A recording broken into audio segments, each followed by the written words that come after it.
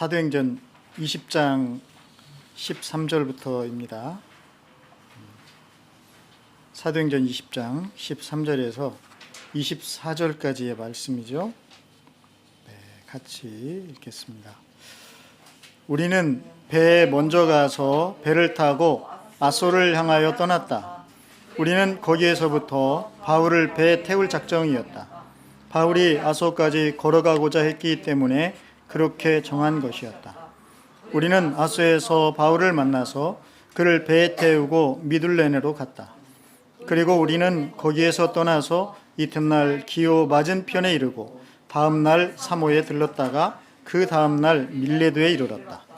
이런 행로를 취한 것은 바울이 아시아에서 시간을 허비하지 않으려고 에베소에 들르지 않기로 작정하였기 때문이다. 그는 할 수 있는 대로 오순절까지는 예루살렘에 도착하려고 서둘렀던 것이다. 바울이 밀레도에서 에베소로 사람을 보내어 교회 장로들을 불렀다. 장로들이 오니 바울이 그들에게 말하였다. 여러분은 내가 아시아에 발을 들여놓은 첫날부터 여러분과 함께 그 모든 시간을 어떻게 지내왔는지를 잘 아십니다. 나는 겸손과 많은 눈물로 주님을 섬겼습니다. 그러는 가운데 나는 또 유대 사람들의 음모로 내게 덮친 온갖 시련을 겪었습니다. 나는 또한 유익한 것이면 빼놓지 않고 여러분에게 전하고 공중 앞에서나 각 집에서 여러분을 가르쳤습니다. 나는 유대 사람에게나 그리스 사람에게나 똑같이 회개하고 하나님께로 돌아올 것과 우리 주 예수를 믿을 것을 엄숙히 증언하였습니다. 보십시오. 이제 나는 성령에 매여서 예루살렘으로 가는 길입니다. 거기서 무슨 일이 내게 닥칠지 나는 모릅니다. 다만 내가 아는 것은 성령이 내게 일러주시는 것뿐인데 어느 도시에서든지 투옥과 환난이 나를 기다리고 있다는 것입니다. 그러나 내가 나의 달려갈 길을 다 달리고 주 예수께 받은 사명 곧 하나님의 은혜의 복음을 증언하는 일을 다하기만 하면 나는 내 목숨이 조금도 아깝지 않습니다. 아멘. 오늘은 2020년의 마지막 주일입니다. 여러분들 어깨에 막 자기도 모르게 이렇게 힘이 들어가 있는 것 같아요. 아유, 마지막이구나 이제. 어느새 좀 힘을 빼시고 괜찮습니다. 이미 엎질러진 물은 다시 주워 담을 수도 없고 좀 편하게 정말 우리 주님께서 오늘 이 마지막에 주시는 말씀 앞에 우리 자신이 나와 있으면 좋을 것 같습니다. 네, 이렇게 그래서 오늘 말씀 제목은 마지막으로 들려주고 싶은 말, 네, 그런 제목으로 함께 은혜를 나누고자 합니다. 물론 이게 제가 오늘 이 마지막 주일이기 때문에 이렇게 마지막으로 뭔가를 들려주고 싶은 말 이렇게 정한 건 아닙니다. 저는 그런 거 그렇게 좋아하지는 않아요. 그런데 어쩌다 보니까 지금 이게 순서대로 사도행전을 우리가 함께 나누다 보니까 거기에 왔어요 지금. 그래서 뭐 부득이하게 마지막 주일에 마지막으로 바울 사도가 들려주고 싶은 그런 말을 전할 수밖에 없게 됐어요. 뭐 이런 건 어쩔 수 없잖아요, 그죠? 네. 그래서 그럼 도대체 바울 사도는 마지막으로 들려주고 싶은 이야기가 뭘까? 궁금하죠? 궁금한 건 이상한 거예요. 이미 우리가 다 읽었기 때문에. 그래도 궁금하죠. 네. 그래서 이제 오늘은 그런데 한번 이렇게 읽다가 여러분 보시면 아시겠지만 마지막으로 들려주는 바울의 말을 다 읽지는 않았습니다. 제가 이렇게 좀 중간에서 절제를 했습니다. 왜냐하면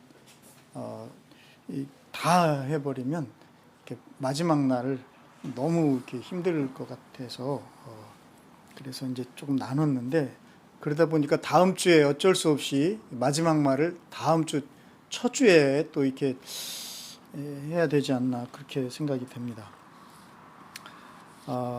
지금 이제 그렇게 됐다는 거 여러분이 좀 이해를 해 주시고요.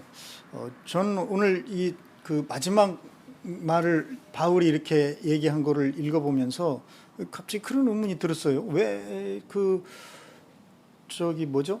요 일이 있기 이전에 이 마지막 이제 말씀을 해주기 전에 그 지난주에 그 큰 일이 하나 있었죠. 큰 사건이 죽은 청소년을 이렇게 살려내는 그런 일이 있었잖아요. 근데 그때 거기 그 드로아라는 곳이었는데 거기에서는 바울 사도가 사실은 밤새 설교를 했거든요. 그런데 그 설교 내용은 한마디도 소개를 하지 않았거든요. 밤새 얘기했는데 그런데 그 드로아에서 밤새 얘기한 하나도 뭐 이게 소개는 안 됐는데 그때 바울이 들려준 말은 있어요. 그죠? 어떤 말을 했었죠? 그 소란을 피우지 마십시오. 그 말 했었죠? 아직 목숨이 붙어 있습니다. 사람이 죽었는데, 그죠? 아니, 죽으면 여기 소란 피우다는 말 의미 속에는 이렇게 울고 막 사람이 죽었으니까 울고 막 이런 거를 다 이렇게 포함하거든요. 아니, 당연히 사람이 죽었으니까 슬퍼하고 이렇게 하는 건데 그러지 말라고 딱 단호하게 얘기를 했거든요. 그리고 목숨이 아직 붙어 있습니다. 그러니까 이렇게 그냥 말하고 그 다음에 다시 2층으로 올라가서 계속 또 떡을 떼고 그리고 계속 또 날이 밝을 때까지 얘기를 한 거예요. 그러니까 바울은 그렇게 많은 말을 했는데도 그런 말에 대해서는 나오지 않았는데 유독 이 죽음 앞에서 한 이 말만 거기서는 딱 우리에게 들어오게끔. 바울의 이 말은 그 바울의 순수한 창작품이 아니죠. 창작품 뭐. 그러니까 분명히 제가 볼 때는 바울도 아마 그 생각을 했을 거예요.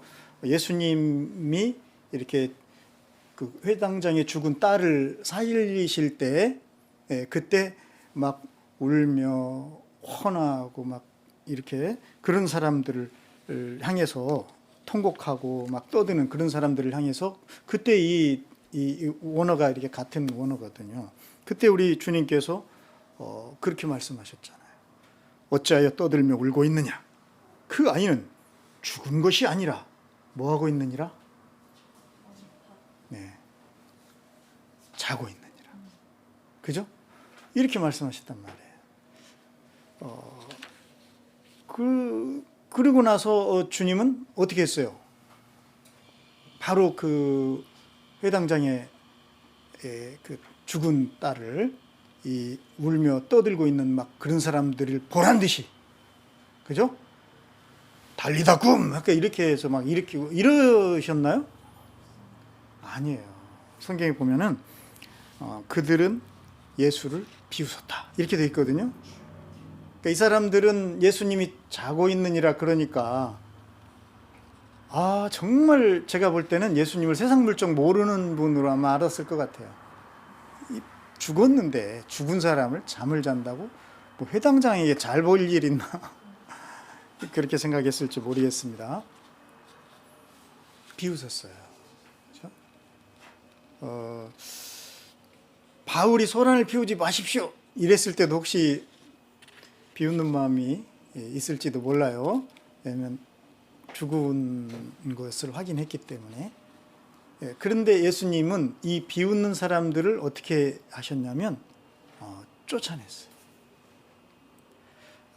그리고 아이의 부모와 일행을 데리고 아이가 있는 곳으로 들어가셨어요. 이렇게 되어 있어요. 저는 사실 이 구절에서 덜컥하고 이렇게 제 마음에 부딪히는 표현이 있더라고요. 저도 부모잖아요. 그러다 보니까 예수님이 이 비웃는 사람들을 다 내보내고 아이의 부모를 데리고 들어가셨다. 아니, 이 집은 누구 집이죠, 지금? 그 부모의 집, 회당장의 집이잖아요. 그리고 사실 이 회당장은 어때요? 딸이 죽는 그 마지막 모습도 지키지를 못한 거잖아요. 그러면은 그 뭐 일반적으로는 이제 딸이 죽었어. 그럼 빨리 막 달려가서 이름을 부르면서 막 이거잖아요. 그리고 그때 그 옆에 막 지인들이나 회당장쯤 되니까 이런 분들이 와가지고 그래 막 이런 거잖아요. 막 위로해주고 정말 너무 이해 안 됐다. 뭐 그치만 뭐라고 표현하기도 그렇고 이런 상황이 충분히 가능하잖아요. 근데 여기 성경에 보면은 이 사람은 그냥 누구를 따라서 자기 집에서조차도 예수님을 따라서 들어가고 있다? 이게 그냥 저는 읽혀지지가 않던데요. 내가 부모이기 때문에. 이게 뭐지? 이게 뭐지? 물론, 회당장은 엄청 믿음이 있나 보다. 너무 쉽게 생각하지 마세요. 회당장 속이 어떨지 여러분이 어떻게 다 알겠어요. 그쵸? 그 부모의 마음이. 아니, 자식이 죽었는데 뭐 그렇게 쉽게 막 믿음이 좋다 이렇게 말하면 안 될 것 같아요. 제가 볼 때 회당장 속이 아니겠지. 그죠? 막 그리고 흔들렸겠지.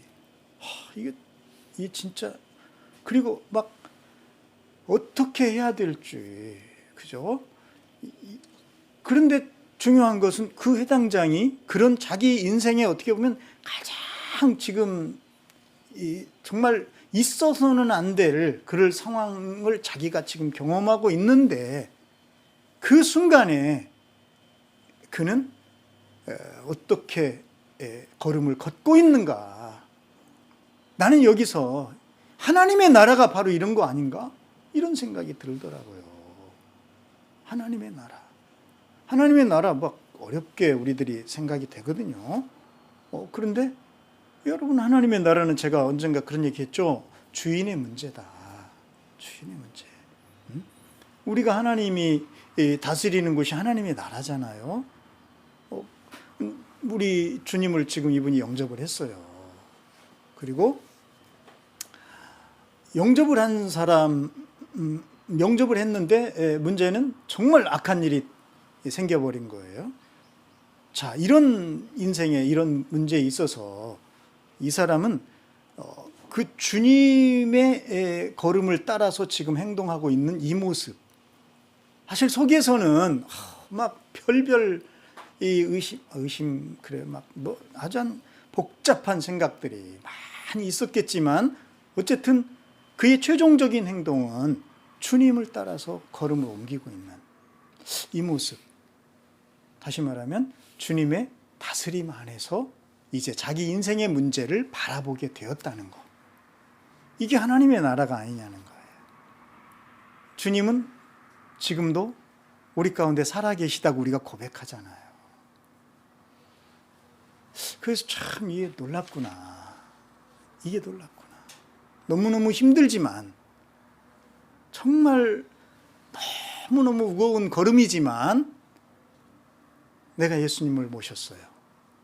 그리고 그분은 나의 주님이시라면 이제 바로 이 상황에서 그분이 걸어가시는 그 걸음을 따라서 내가 걷는 것.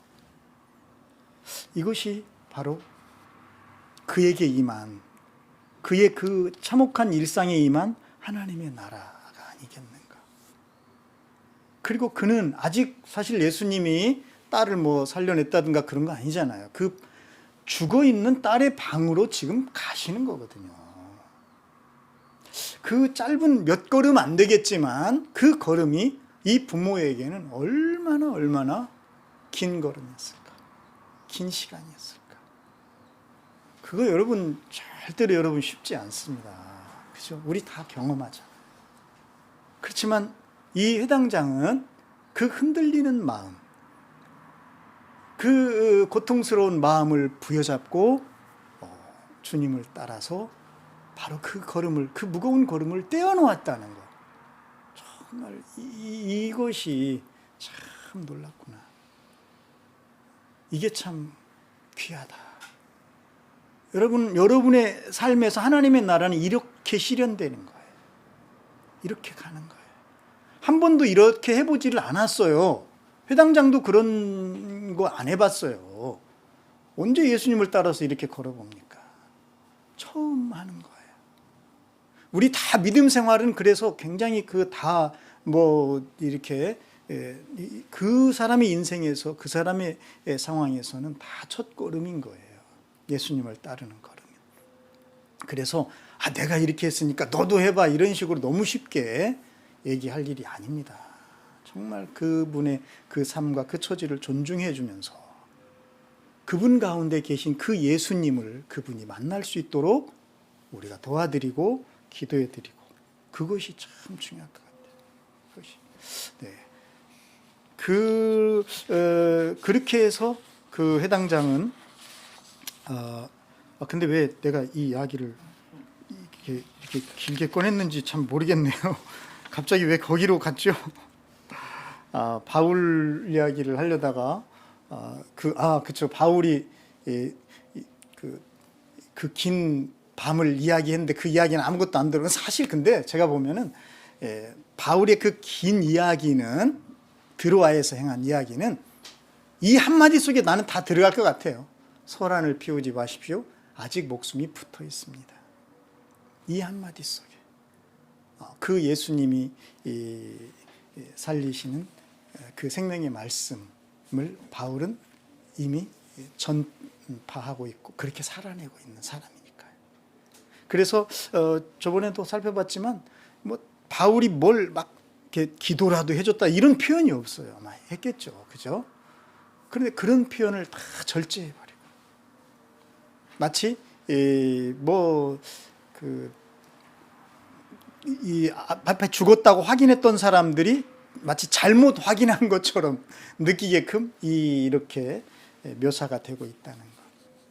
왜 이래야 했을까? 그건 이미 하나님의 영광, 그죠? 믿으면 하나님의 영광을 보리라. 하나님의 영광 가운데 살아가고 있는 그 영광의 핵심이 부활과 영원한 생명이잖아요.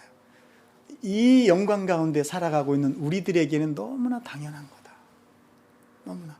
그러니까 죽음은 너무나 크고 무거운 이야기이고 일이지만, 그러나 이제 우리는 그것을 이렇게 다르게 하나님의 영광으로 볼 수 있는 사람들이 됐다는 것. 이걸 역설적으로 얘기해 주는 것이 아니냐. 그런 이야기 했었어요. 그죠? 그래서 사실은 그 말씀, 소란을 피우지 마십시오. 우리들의 어떤 인생의 어려움 속에서도 좀 기억해야 될 말씀이 아닐까. 소란을 피우지 마십시오. 아직 목숨이 붙어 있습니다. 네. 그랬어요. 그런데 오늘 이때와는 다르게 오늘 이 사도행전은 어떻습니까? 이 밀레도에 왔습니다. 바울의 이야기를 그대로, 그대로는 아닐 거예요. 지금 시간이 한 2000년이 넘게 흘렀으니까. 어쨌든 바울이 말하는 형식으로 오늘 이야기를 우리에게 들려주고 있습니다. 그래서 이거는 또 뭔가 굉장히 중대한 우리 주님이 주실 말씀이 있는가 보다라고 생각하지 않을 수가 없어요. 그런데 여러분, 이 말씀을 살펴보기 전에 저는 읽어보다가 좀 신기한 그런 구조를 발견을 했습니다. 여러분도 보셨는지 모르겠어요. 그게 어디인가 했더니 13절입니다. 제가 읽어보겠습니다. 우리는 배에 먼저 가서 배를 타고 앗소를 향하여 떠났다. 앗소를 향해서, 그러니까 드로아에서 앗소로 가는 거예요. 드로아에서 앗소까지는 100리 길이입니다. 걸어서 100리면은 몇 킬로죠?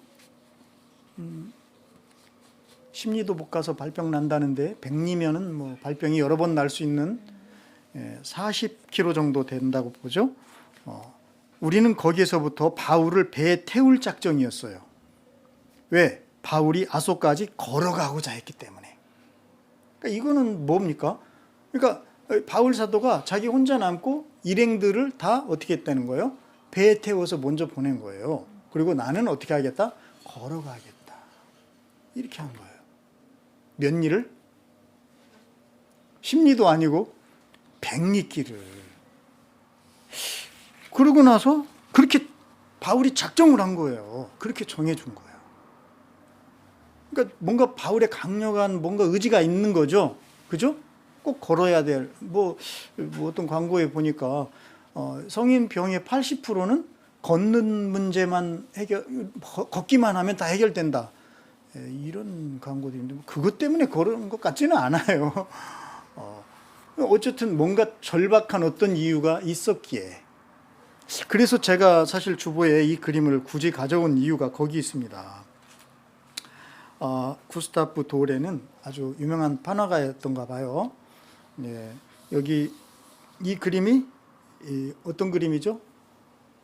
그 바울이 아니 바울이 아니고 야곱이 무슨 강인데 이 강이 이 뒤에 강 보이죠? 예, 야복강 나루는 좋은 말이야. 우리말 순수한 이 나루에서 뭐 한 거죠? 천사와 이렇게 씨름을 한. 그러니까 듣기에 따라서는 굉장히 황당한 그런 이야기다라고 생각할 수도 있어요.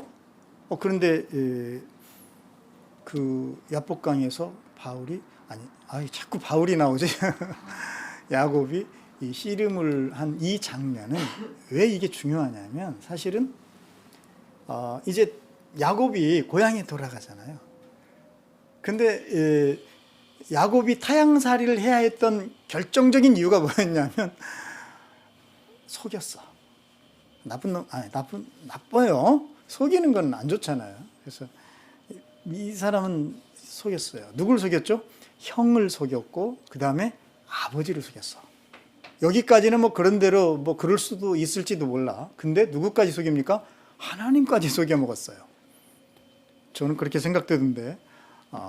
그래서 이 사람이 그러니까 형과는 거의 형이 칼을 품고 다녔어요. 얘를 내가 이거 죽여버려야 돼. 그러니까 형의 입장에서는 얼마나 큰 이 바울이 속인 자꾸 이렇게 바울이 되지? 야곱이 속인 것이 충격이었다는 거죠. 그랬던 형이 이제 고향에 돌아오다 보니까 이 형이 부하들을 이끌고 자기를 맞으러 나온대. 이거 뭐야? 큰일 났다. 이제 이거 끝났구나. 그게 한 400여 명 된대. 이제 죽었구나. 이렇게 생각을 한 거예요. 그리고 얼마나 막 이게 마음이 급했더니 막 하나님께 기도했다가 그 다음에 막 조치를 막 취하고 막 이런 허둥대는 모습이 막 역력히 보입니다. 근데 이 사람이 다 자기 가족이나 식솔이나 재산, 가축들을 다 강을 보내고 자기 혼자 남습니다. 참 이게 놀라워요. 바로 그 장면이에요. 그때 천사가 나타나서 씨름하는 거예요. 그래서 우리는 이거를 그냥 씨름이 아니라 정말 마치 예수님이 겟세마네에서 기도하시듯이 정말 간절한 마음으로 이 사람이 기도를 하는구나. 모든 것을 다 보내고 내려놓고 그래서 야곱의 그 절박함. 백리를 왜 혼자 걸어야 했을까? 바울은 혹시 그런 거 아닐까? 뭔가 정말 절박하게 그 길을 걸으면서 주님과만 나눠야 될, 혹은 들어야 될, 혹은 정말 주님께만 말씀드려야 될 그 뭔가가 있었던 것일까? 이런 생각을 하지 않을 수가 없게 합니다. 왜냐하면 그 다음에 나오는 내용들이 이걸 충분히 짐작을 하게 합니다. 그래서 이렇게 사실은 빨리 가야 되는데 걸어서 천천히 자기가 가겠다고 해놓고 그 다음부터는 배에 타자마자 이제 걸음이 급해집니다. 그래서 막 다른 항구들 3개인가 4개인가를 막 지나쳐요. 근데 멀리 지나칠 수밖에 없는 이유가 원래 바람이 부는 낮에만 항해를 해야 되기 때문에 한꺼번에 이제 오지 못해서 이제 그런 것도 있고 어쨌든 막 지나칩니다. 그래서 결국 어디에 왔냐면 밀레도에 온 겁니다. 그러니까 밀레도에서 이제 에베소까지도 꽤 거리가 떨어져 있어요. 그래서 에베소를 들르지 않기로 한 거예요. 그리고 에베소의 장로들을 초청을 해서 이 밀레도에서 바울이 마지막 말을 들려주려고 하는 거예요. 왜냐하면 그 이유가 뭐였냐면 예루살렘에 빨리 가려고. 아까는 천천히 막 걸어가면서 뭔가 했는데 빨리 가려고. 왜 빨리 가야 되냐? 오순절까지는 가야 되기 때문에 라고 했어요. 오순절. 오순절. 뭐 생각나는 거 없나요? 우리도 이렇게 금방 오순절 하면 이제 성령님 막 이렇게 떠오르잖아요. 당시 분들은 어땠겠어요? 사실 오순절은 그 절기 중에 하나였어요. 그죠? 6월절로부터 이렇게 해가지고 그래서 77절이라고 하잖아요. 혹은 맥주감사절 이렇게도 부르고. 그런데 이 오순절이 이제 그 당시 이 성도들에게는 완전히 다른 의미로 다가와 버렸죠. 그날 누가 오셨죠? 성령이 오신 거예요. 성령. 그게 불과 얼마 전입니다. 이런 놀라운 날이에요. 바울은 우리들에게 이런 상상을 하게끔 오순절이라는 이런 말을 툭 던져준 것 같아요. 오순절까지 내가 빨리 가야 된다. 당연히 우리는 그 생각을 하는 거죠. 바울은 다른 목적이 있는지는 몰라도.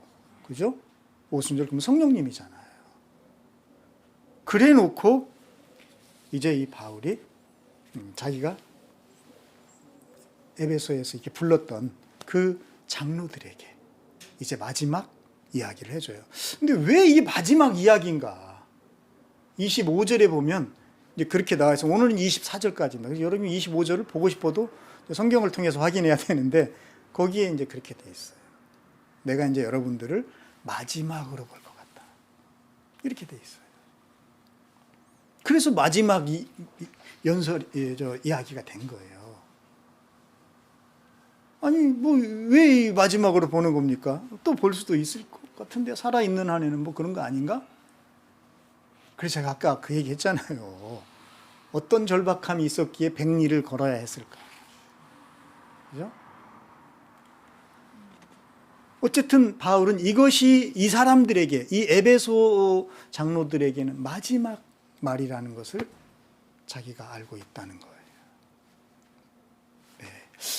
이렇게 해서 우리는 이제 바울이 마지막 이야기를 들려주게 되었다는 것을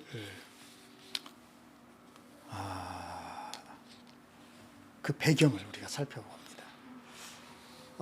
제가 이 마지막이라는 이 말을 생각하고 또 마지막 주일이다 이러다 보니까 갑자기 한 분이 떠오르더라고요. 제가 정말 좋아하는 그 시인,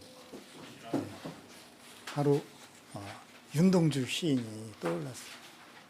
사실 윤동주 시인은 여기 계신 한 분보다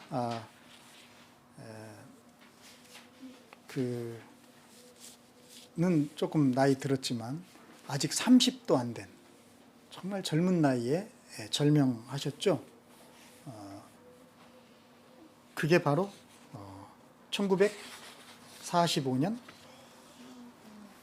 2월 16일.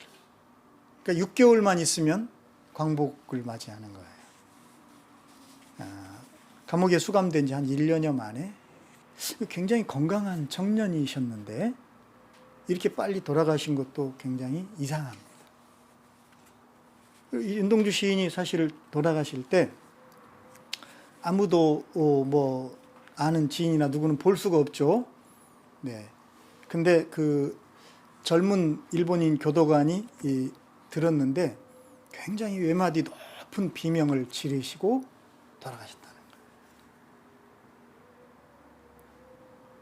도대체 시인은, 그 젊은 시인은, 조국을 빼앗긴 그 젊은 시인은 무슨 말이 하고 싶었을까? 그 마지막 시간에 무슨 말을 해주고 싶었을까? 어쩌면 그는 한국말로 했는데 교도관이 일본인이라서 그냥 외마디 높은 비명이다 이렇게만 말한 건 아닐까? 아니, 너무 그 생각을 하면 가슴이 아픈 거예요. 그래서 제가 시인이 마지막으로 생애에 남긴 그 시가 뭔가를 찾아보니까 그게 유학 시절에 그가 남긴 그의 생애의 마지막 시가 바로 이거더라고요. 쉽게 씌어진 시. 창밖에 밤비가 속살거려 육첩방은 남해나라. 시인이란 슬픈 천명인 줄 알면서도 한 줄 시를 적어볼까. 땀내와 사랑내 포근히 품긴 보내주신 학비 봉투를 받아 대학 노트를 끼고 늙은 교수의 강의 들으러 간다. 생각해보면 어린 때의 동무들 하나둘 죄다 잃어버리고 나는 무얼 바라. 나는 다만 홀로 침전하는 것일까. 인생은 살기 어렵다는데 시가 이렇게 쉽게 씌어지는 것은 부끄러운 일이다. 육첩방은 남해나라. 창밖에 밤비가 속살거리는데 등불을 밝혀 어둠을 조금 내몰고 시대처럼 올 아침을 기다리는 최후의 나. 나는 나에게 적은 손을 내밀어 눈물과 위안으로 잡는 최초의 약속. 이 시는 굉장히 어둡고 절망적이지만 희망이 있습니다. 시대처럼 올 아침을 기다리는 부끄러운 시인의 모습을 우리에게 보여주는 시예요. 시대처럼 올 아침. 지금은 어둡다는 거죠. 빛이 없다는 거죠. 아침은 빛이잖아요. 여러분 혹시 기억나세요? 바울이 사실 암흑 같은 어둠의 삶을 살다가 해보다 강한 빛으로 오신 누구를 만나죠? 예수 그리스도를 만났습니다. 그래서 사실 이제 바울은 시대처럼 올 아침을 살아가고 있는 아침의 사람이었어요. 사실 이 시인을 이 시인과 같이 옥살이를 했던 분의 이야기, 이 증언에 따르면 일제는 이 윤동주 시인을 비롯해서 그 당시 우리 한국의 이 젊은 죄수들을 생체 실험용으로 그 주사를 놨다는 이제 그런 이야기가 있어요. 아마 그것 때문에 이렇게 빨리 절명하신 것이 아닌가. 하지만 지금도 이런 부끄러운 짓에 대해서 그들은 아무런 사과도 없는 것으로 저는 알고 있습니다. 그뿐 아니라 이 땅에서 이들의 그 앞잡이 노릇을 했던 후손들은 지금도 권력의 혹은 여러 정책의 그런 기득권자들로 고무풍선처럼 부풀어 올라서 교만하게 행세하고 의시되고 사는 것 같은 바로 이런 시대. 정말 아침이 온 것입니까? 그런 생각을 하게 해요. 그래서 더더욱 오늘 진정한 아침을 맞이했던 바로 그 사람, 그 바울, 그가 우리에게 들려줄 마지막 말, 그게 무엇일까? 여기에 우리가 귀 기울이지 않을 수가 없는 것이다. 네, 그런 생각을 제가 합니다. 후쿠오카 형무소, 그죠? 후쿠오카 형무소 사진 여러분 거기 보이죠? 네, 좀 기억을 하자고 제가 거기다 그렇게 주보에다가 실어놓았습니다.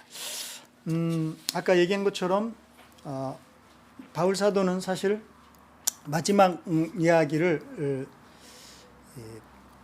우리에게 우리가 아니고 그 당시 이제 에베소 장로들에게 들려주는데 그것을 오늘 다 할 수 없습니다. 앞에 부분만 좀 짧게만 여러분과 나누고 마칠 텐데 뭐 부담 갖지 마세요. 이미 여러분이 들어야 될 얘기 다 들었어요. 지금까지. 네. 이렇게 어깨에 힘 빼시고 자꾸 이렇게 오늘이 마지막 주일이구나 막 그런 것 때문에 굉장히 그런 건 아니죠. 힘 빼시고 정말 마지막으로 그 사도가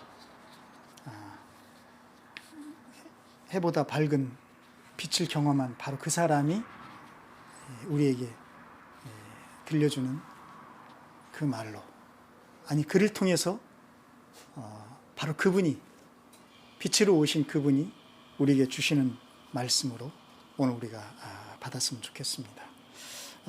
저는 오늘 이렇게 그 중에 일부 앞에 부분을 한 3가지 정도로 이렇게 나누어 봤어요. 그건 뭐냐면 이제 19절에서 21절까지가 그 중에 첫 부분인데, 제가 한번 얼른 읽어볼게요. 나는 겸손과 많은 눈물로 주님을 섬겼습니다. 그러는 가운데 나는 또 유대 사람들의 음모로 내게 덮친 온갖 시련을 겪었습니다. 나는 또한 유익한 것이면 빼놓지 않고 여러분에게 전하고 공중 앞에서나 각 집에서 여러분을 가르쳤습니다. 나는 유대 사람에게나 그리스 사람에게나 똑같이 회개하고 하나님께로 돌아올 것과 우리 주 예수를 믿을 것을 엄숙히 증언하였습니다. 여기까지 제가 잘랐습니다. 오늘 그 본문 중에서 요건 이제 과거를 얘기하는 것 같아요. 그죠? 그런데 이 짧은 3절에서 나는이라는 말이 이제 우리말 번역으로만 보면 4번 정도 나옵니다. 4번. 그래서 사실 마지막 말 그러면 굉장히 중요한 말이잖아요. 누군가에게 내가 마지막으로 뭔가를 어떤 말을 해줘야 되는 상황이 됐다면, 근데 그 중요한 말이 있어서 바울은 무엇보다 나의 이야기를 들려준다는 거. 이것도 아주 참 의미 있다고 봐요. 그래서 바울은 자기 자랑이 좀 심한 편인가 뭐 이렇게 생각할지도 모르지만, 그것보다는 우리들의 어떤 그 시각, 자세, 태도나 이런 것들이 좀 바뀔 필요가 있겠구나. 무슨 말이냐면, 사실 우리가 예수님을 이제 모셔드리고 예수님과 함께 살아가는 그런 우리의 삶이 됐잖아요. 그러다 보면 우리 자신을 얘기를 한다는 것이 예전과는 이제 달라졌다라는 것을 우리가 경험을 해야 됩니다. 저는 개인적으로 사실은 나에 대해서 뭘 누가에게 얘기하고 막 이런 거 굉장히 좀 싫어하거든요. 그런 편이에요. 좀 별로 안 좋아해요. 그런데 바울은 아주 중요한 얘기를 할 때 자기를 드러내면서 얘기를 하잖아요. 요거 참 이 자세가 뭘까 생각을 해보니까 사실 이제 우리는 그리스도 안에서, 그죠? 새로운 사람들이잖아요. 그랬구나. 내가 그런 사람이 되었구나. 라고 다시 한번 우리가 생각해 볼 수 있는 그런 지점인 것 같아요. 여러분. 그래서 여러분 뭐 자기 자랑 막 하고 그러라는 이야기는 아니죠. 좋습니다. 근데 어쨌든 그 나의 이야기, 그러니까 다른 사람의 이야기 자꾸 우리가 하려고 하기보다는 이제 예수님과 함께 살면서 겪게 된, 예수님과 함께 이제 사는 그 나의 삶의 이야기들, 이런 것들이 정말 소중한 것이었구나라는 거예요. 여러분의 그 예수님과 함께 살아가는 그 일상에 그게 참 소중하다는 그 이야기. 그래서 바울은 에베소에 처음 와가지고 이 사람들하고 함께 살았던 그거를 떠올립니다. 그 마지막 그 가장 중요한 이야기를 해줘야 될 그 시간에. 사실 여러분, 에베소는 바울이 어떻게 오게 된 곳이었죠? 2차 여행 때 바울이 스치듯이 지나갔어요. 그러면서 아주 멋진 말을 남겼잖아요. 하나님의 뜻이면 내가 다시 오겠습니다. 그리고 진짜 왔어요. 그럼 이게 뭡니까? 하나님의 뜻이잖아요. 그죠? 근데 그때 바울이 왔을 때 에베소에 그때 성경상으로 처음으로 만난 12제자에게 이 사람이 뜬금없이 툭 던진 말이 있었습니다. 너희가 믿을 때 무엇을 받았느냐? 무엇을 받았느냐? 선물을 받았느냐? 선물 맞아요. 근데 좀 더 구체적으로 어떤 선물? 어떤 선물? 여러분이 지금 막 내가 갖고 싶은 게 뭐였지 이런 거 생각하지 마세요. 선물 다 끝났어요. 이제 성탄절도. 자, 이제 뭡니까? 성령님을 받았느냐. 그죠? 그래서 하나님의 뜻이면 오겠습니다. 그리고 왔어. 그러면 하나님의 뜻일 텐데 와서 첫 마디가 그것도 제자들에게 무슨 누구를 받았느냐? 성령. 그럼 뭘 얘기하고 싶은 거야 지금? 하나님은 지금 에베소를 통해서 에베소 교회를 통해서 뭘 얘기하고 싶습니까? 성령님을 얘기하고 싶으신 건가? 아니나 다를까? 에베소에서 사역하면서 무슨 일이 막 일어납니까? 손수건. 그죠?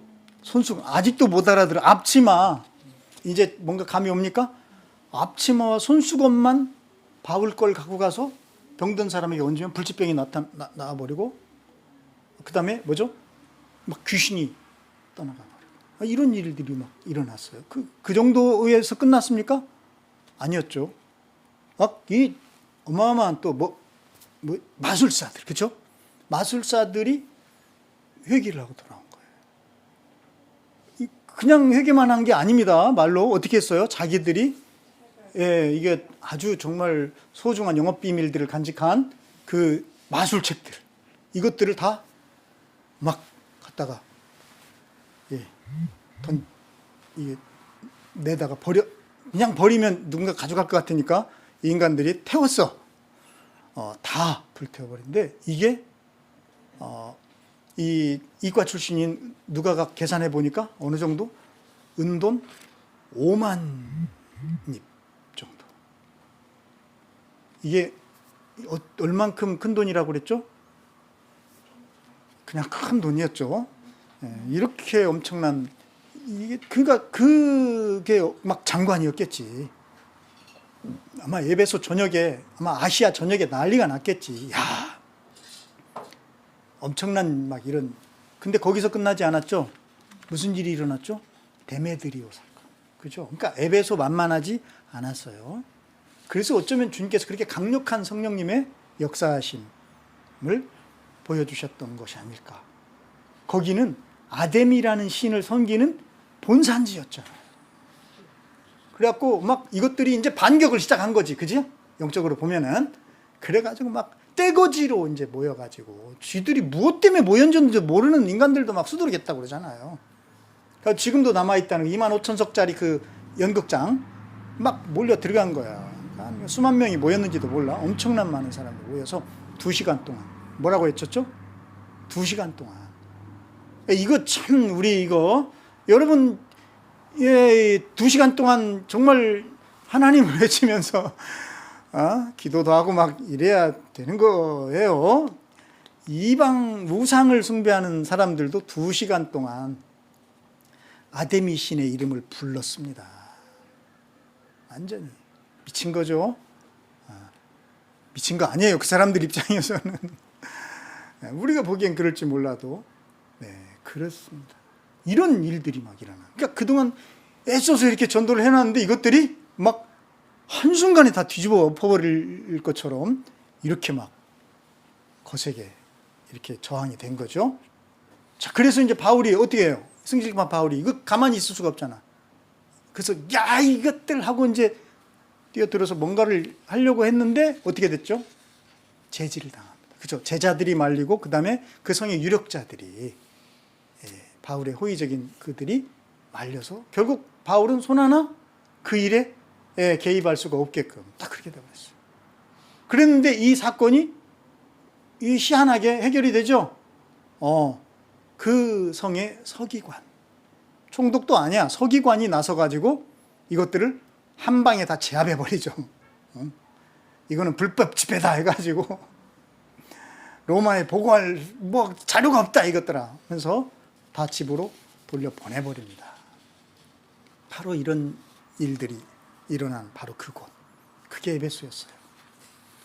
그러니까 에베소는 정말 이게 오순절에 강력하게 임했던 그 성령님의 역사하심을 이방인 교회 중에서 정말 강력하게 느낄 수 있고 경험할 수 있었던 바로 그 교회라고 누구나 짐작하고 알 수 있게끔 성경이 사도행전을 묘사했던 바로 그 교회가 바로 에베소. 그 장로들이 지금 바울에게 와서 마지막 말을 듣고 있는 겁니다.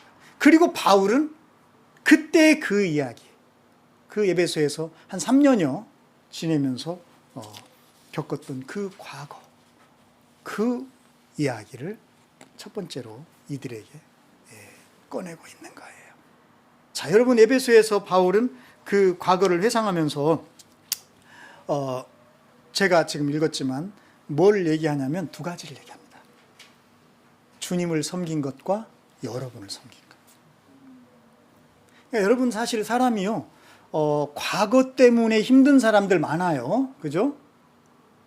왜 힘듭니까? 과거에 내가 뭔가 잘못하거나 실수했거나, 그때 그 기회가 왔었는데, 그거를 못 잡아. 이제 그런 짓 하지 마세요. 그런 짓 하지 마시고, 여러분의 과거에 있어서 정말 떠올려 봐야 될, 정말 소중한, 아직도 기억해야 될 그 과거가 있다면, 그것은 다른 것이 아니라 주님을 섬기는 것. 주님에 대한 섬김. 이거예요. 주님을 섬김? 그건 더 힘든데 내가 뭐 언제 주님을 어떻게 섬겼다고 이렇게 생각합니다. 바울은 그 섬김을 세 가지에서 찾습니다. 그게 뭐냐면 겸손, 그리고 많은 눈물, 그리고 또 한 가지, 여기 이제 번역이 좀 이렇게 돼 있지만 원래는 시련을 견뎌낸 거. 이게 참았다라는 표현보다는 사실은 같이 걸었다. 이게 이제 그 원어적인 의미는, 그러니까 유대인들의 음모로 인해서 내가 시련을 당했는데 그 시련과 같이 걸었어.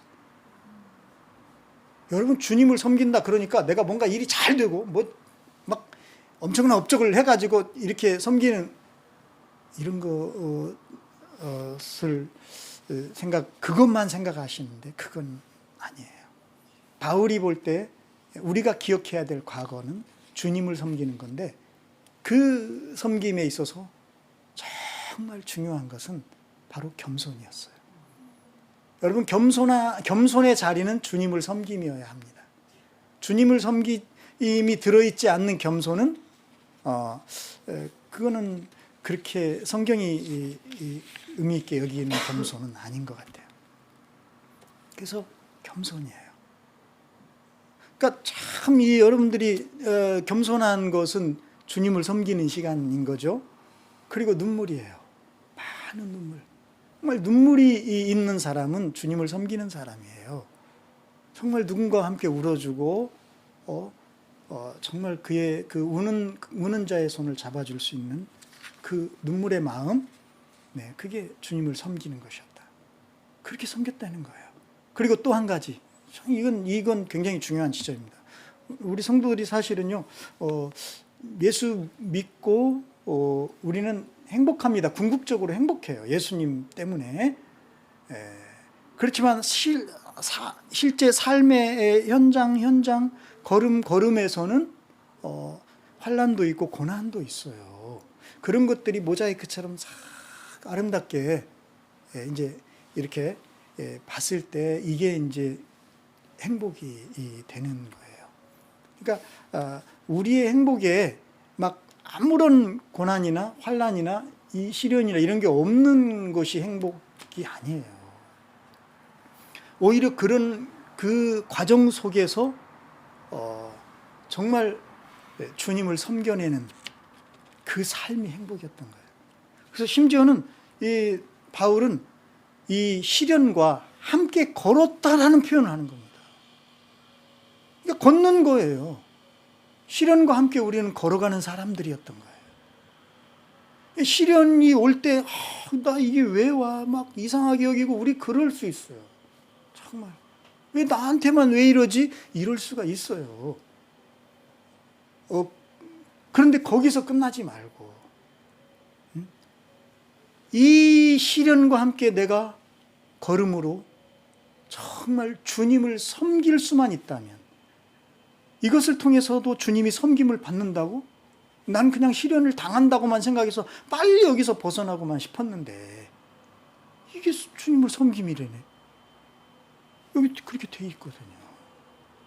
그래서 여러분, 주님을 섬기는 섬김은 내가 시련을 다 이겨내고 막 뭔가를 어떤 큰 일을 이뤄갖고 이렇게만 생각해버리면, 그러면 시련 가운데 있는 사람들은 다 그냥 막 너무 힘들잖아요. 그건 아니잖아요.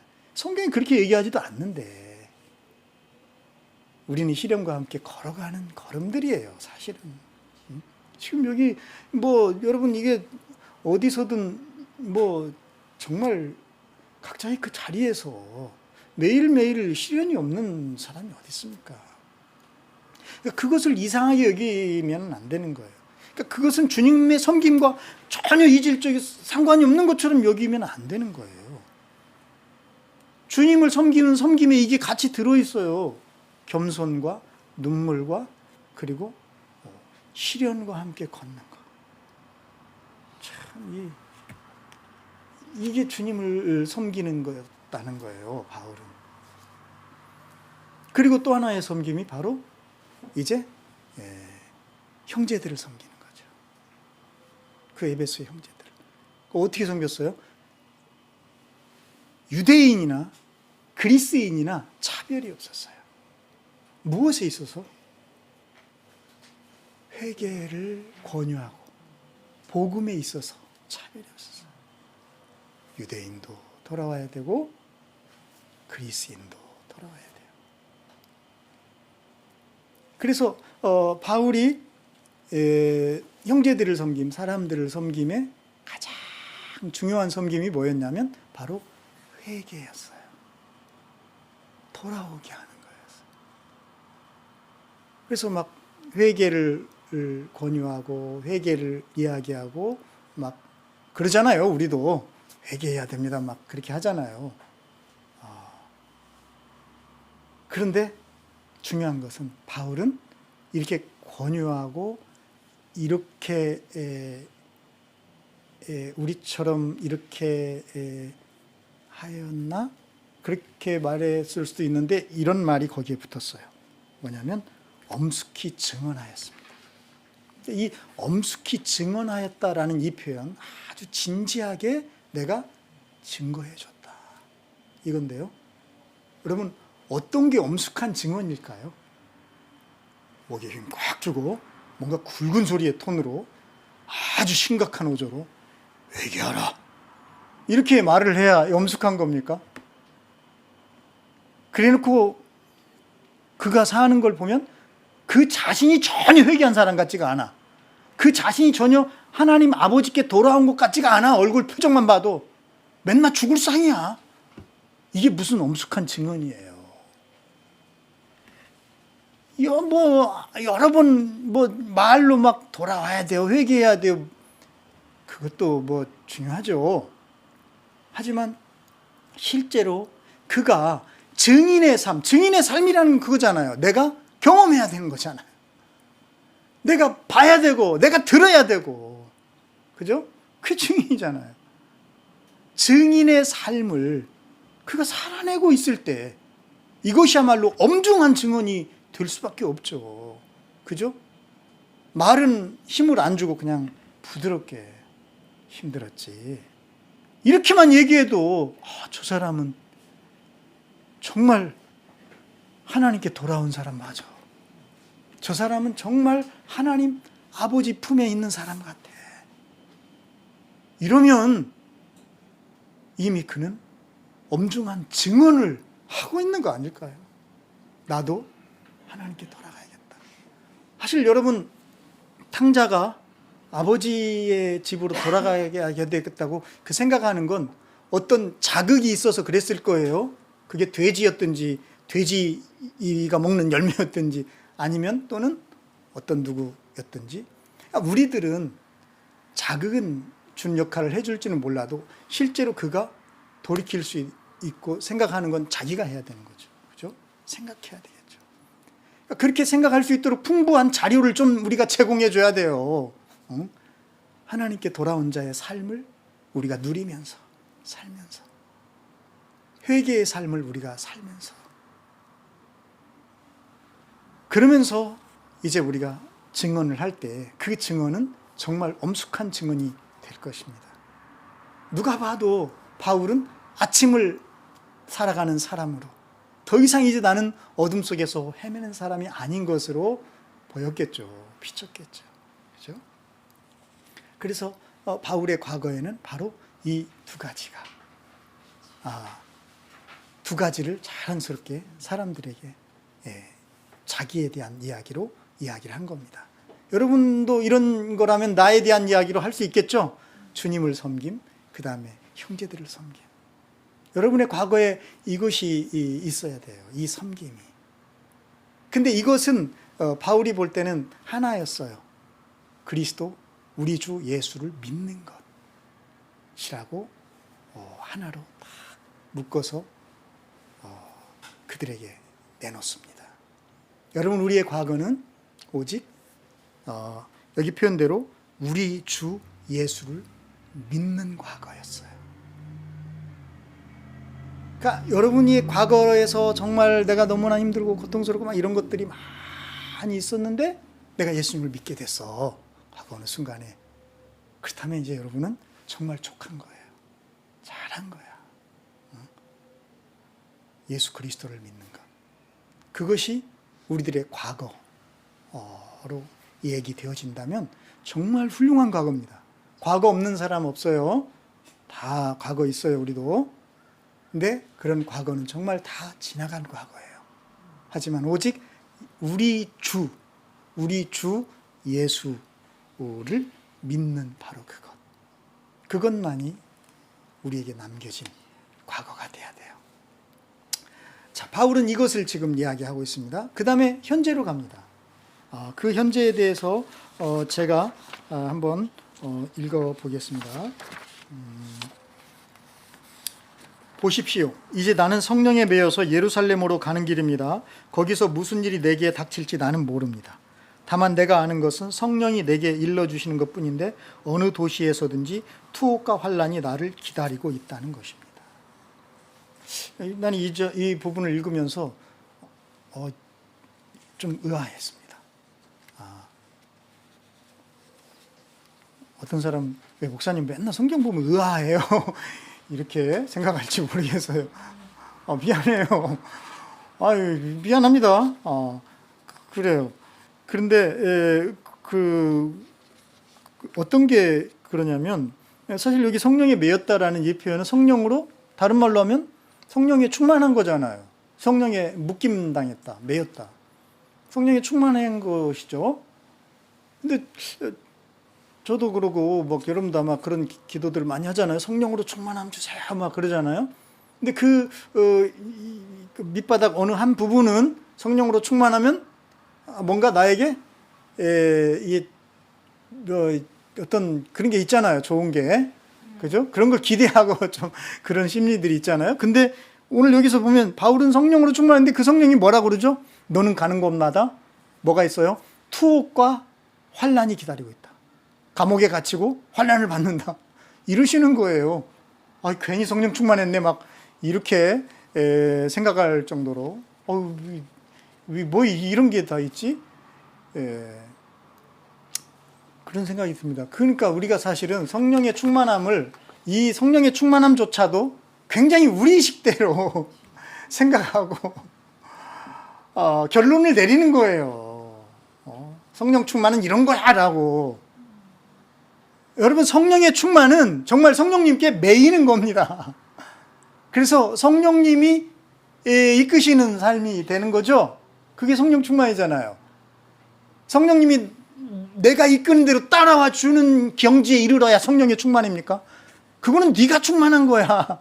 그러죠. 그래서 이게 지금 뭔가 우리들의 그 성령 충만에 대한 생각도 조금 교정이 될 부분이 있을 것 같아요. 그래서 여기 보면은, 그러니까 내가 이걸 보면서 의아해하면 안 되고 아멘 그랬어야 되는데 저도 지금 상당히 뭔가에 오염이 된 거죠. 근데 어쨌든 바울의 지금 현재, 이제 바울은 아까 과거 얘기를 했다면 지금은 현재의 이야기를 합니다. 나의 현재. 그러니까 누군가에게 마지막 이야기를 할 때 나의 과거. 사실 바울도 과거가 있어요. 엄청난 과거가 있는 거 우리 알죠? 막 스테반 집사님 그 돌에 맞아 죽을 때 알잖아요. 근데 그런 얘기 아무것도 없잖아요, 지금. 에베소에서만. 그리고 좋은 것만 얘기해요. 좋은 것만 얘기하세요. 예수 그리스도보다 좋은 분이 없잖아요. 그죠? 그래서 과거의 그리스도를 믿은 그 믿음. 그 믿음이 구체적으로 섬김으로 드러나는 모습. 그 다음에 이제 현재를 얘기하는, 자기의 현재는 뭐냐. 한마디로 뭐예요? 성령 충만. 이걸 얘기해 주고 싶은 거죠. 성령의 충만. 이거예요. 그런데 그 성령의 충만은 우리가 지금 어떻게 보면 조금 잘못, 그죠? 잘못 알고 있는 부분들이 좀 교정돼야 될 필요가 있는 것이 있을 수 있다. 왜냐하면 여기서 지금 성령의 충만하신데 이분은 뭘 얘기합니까? 바울에게? 감옥과 환난을 얘기해 주셔요. 이것도 들을 수 있어야 이게 성령의 충만이지. 이건 마음에 안 드네? 뭐 이런 게 다 있어. 이건 악령인가? 내가 잘못 받았나? 이렇게 나오면 이건 성령의 충만이 아니겠죠. 그러니까 항상 나의 어떤 관점에서만 뭔가를 비추면 안 되죠. 성령의 충만은 곧 이제 그분이 말씀하시고 우리 주님이 보시는 대로 내가 볼 수 있게 되어야 되잖아요. 그렇게 해서 그의 현재가 이야기되고 있어요. 그러면 현재까지 나왔으면 뭐가 나와야 되겠어요? 미래도 나와야 되겠지. 그래서 보니까 정말 24절에 보면 제가 읽겠습니다. 그러나 내가 나의 달려갈 길을 다 달리고 주 예수께 받은 사명 곧 하나님의 은혜의 복음을 증언하는 일을 다 하기만 하면 나는 내 목숨이 조금도 아깝지 않습니다. 이렇게 되어 있습니다. 미래죠? 근데 미래를 뭘로 얘기하고 있습니까? 사명으로 얘기해요. 그죠? 사명. 근데 사명, 벌써 머리 아파지려고 그래. 사명. 그럼 막 뭔가 어떤 틀에 나를 껴맞춰야 될 것처럼 우리들이 이렇게 생각을 하는 단어가 됐어요. 사실 그렇지 않은데. 이게 잘 보면은. 그래서 저는 그 사명이 나오게 된 말 앞에 보면 누구께 받은 사명? 주 예수께 받은 사명. 이라고 표현이 돼 있어요. 그죠? 그리고 그 앞에 보면은 내가 사명을 마친다라는 말은 곧 뭐 하는 거라고 바울은 멋지게 표현을 합니다. 달려갈 길을 다 달리고. 야, 멋있어요. 달려갈 길을 다 달리는 것. 그래서 어떤 사람은 이제 죽을 때가 된 거지. 이렇게 생각을 하는 그건 아니에요. 그냥 살다가 죽을 때가 돼서 이게 달려갈 길 다 간 거 아닙니다. 이런 거 그거 아니에요. 사명을 다 한 거지. 그죠? 그래서 저는 이 표현 참 좋아요. 달려갈 길을 다 달렸다. 더 달릴 때가 없는 거죠. 물론 저는 이건 이제 바울식의 표현이에요. 저는 내가 표현한다면 나 이런 거 이렇게 표현 안 해요. 걸어갈 길을 다 걸은 뒤에는 이렇게 표현하겠어요. 나는 걷는 게 더 좋아요. 달리는 거 좀 내 승기라고 안 맞아요. 근데 어쨌든 바울은 뭐 이렇게 표현합니다. 여러분들은 뭐 나름대로 뭐 기어갈 길을 다 기어간 후에 이렇게 하든지 마음대로 하세요. 여러분 각자에게 어쨌든 내게 주어진 어떤 그 걸음을 내가 이제 다 걸었다. 더 걸을 필요가 없어진 거죠. 이런 거. 이게 이제 사명인데 그 사명 앞에 바로 주 예수께 받은 사명이에요. 그래서 여러분 사명에 쫄을 필요가 하나도 없습니다. 왜? 주 예수님이잖아요. 예수님이 너무 좋아. 그죠? 우리 예수님 너무 좋잖아요. 그러다 보니까 예수님이 설마 여러분을 쫄게 하려고 막 뭐 사명에 뭐를 얹어주고 막 일 시켜먹고 막 이러시겠어요? 전혀 그런 분이 아니잖아요. 그래서 도대체 예수님이 주신 사명이 뭐야? 라고 봤더니 바울은 이렇게 표현합니다. 하나님의 은혜의 복음을 증언하는 일을 다 하기만 한. 거봐. 이거 뭐 가서 전도하라는 거 아니야. 뭐 이렇게 또 오해를 하면 안 되겠죠. 왜냐하면 여기 정말 또 좋은 말씀이 있어요. 하나님의 은혜의 복음. 하나님의 은혜. 그러니까 우리 예수님이 주신 사명은 하나님의 은혜예요. 하나님의 은혜가 우리의 사명이에요.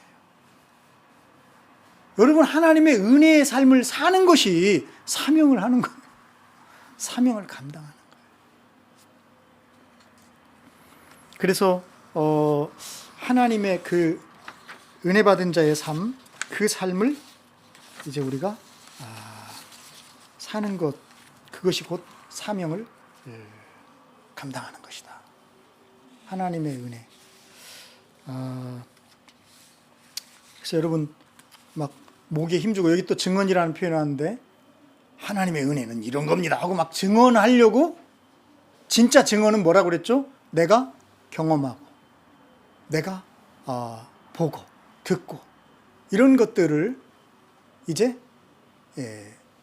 증언이니까 증거를 보여줘야 되잖아요. 실제 내가 살아내는 거예요. 여러분, 하나님의 은혜의 삶을 사세요.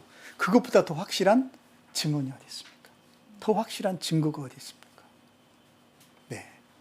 바울은 미래에 바로 이 삶을 계속해서 내가 살겠다는 거잖아요. 하나님의 은혜의 복음에 그 삶을 내가 살아가겠다. 그리고 그래서 증언하겠다.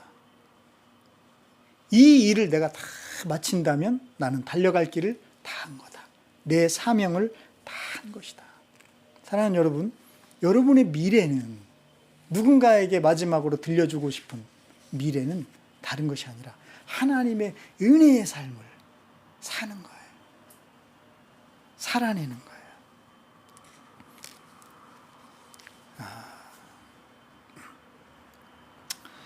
저는 오늘 말씀을 이제 마치면서 바울이 이렇게 마지막 전해줘야 될 이야기를 자기 자신의 경험을 토대로 과거와 현재와 미래에서 성령 하나님, 지금 나와 함께 하시는 이 성령 하나님으로 인해서 성령 하나님과 살아가는 그 은혜의 삶, 하나님 은혜의 삶, 예수 그리스도를 모신 그 하나님 나라의 삶을 이야기하고 고백하고 있는 바로 그 근거가 뭐였을까를 생각해 보지 않을 수가 없습니다. 그것은 바로 살아계신 우리 예수 그리스도, 우리 주님이 이 세상을 응해서 이제 마지막으로 남겨주시고 떠나가신 그 말씀 때문이 아니었을까. 마지막 예수님의 말씀, 혹시 여러분 기억나나요? 사도행전 1장은 사실은 그 예수님의 말씀으로 시작됐어요. 사도행전 1장에서 우리 예수님은 마지막으로 이렇게 말씀하시고 떠나시, 여러분 다 잘 아시는 말씀. 성령이 너희에게 임하시고 너희가 권능을 받고 예루살렘과 온 유대와 사마리아와 땅끝까지 이르러 나의 증인이 되리라. 어때요, 여러분? 바울의 이 말과 예수님의 이 마지막 말씀. 언어는 조금 달라, 단어는 좀 다를지 몰라도 바울은 정말 예수님의 이 마지막 말씀대로 살아내고 있죠. 그리고 살아내겠다고 하는 거잖아요. 오늘은 여기까지입니다. 그리고 다음 주에 이어질 겁니다. 여러분, 아직 바울이 사실은 이제 정말 해줘야 될 이야기는 아직 안 나왔어요. 기대하세요. 그렇지만 그의 자기의 그 고백, 과거와 현재와 미래에 대한 그 고백에서 사실은 예수님의 이 말씀이 들어있다는 것, 예수님의 이 말씀을 이제 자기 식대로 잘 소화해서 그가 살아내고 있다는 것을, 살아왔고 살아내고 있고 살아갈 것이라는 것을 우리에게 들려주고 있음을 알게 되었습니다. 자, 우리 이 시간에 한번 기도하겠습니다. 사랑의 주 하나님, 오늘 이 마지막 주일에 저희들이 정말 바울을 통해서 우리 하나님 우리에게 들려주고 싶으신 마지막 말씀, 그것을 생각해 보게 해주셔서 감사합니다. 우리 주님은 일찍이